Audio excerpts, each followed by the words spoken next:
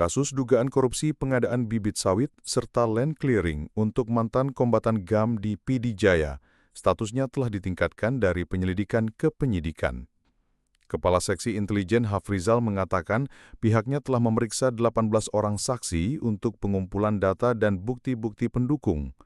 Kegiatan tersebut bersumber dari APBK PD Jaya tahun anggaran 2021, yakni untuk land clearing senilai 1,8 miliar rupiah, serta untuk pengadaan bibit 818 juta rupiah.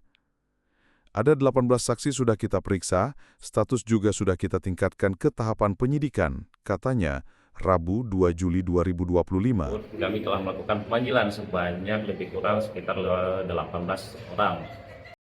Pihaknya juga mengharapkan dukungan masyarakat agar Kejari PD Jaya bisa menuntaskan kasus tersebut. Dan ini kami juga berharap ada dukungan dari masyarakat supaya kinerja kejaksaan, pada Kejaksaan Negeri PD Jaya dapat berjalan dengan lancar dan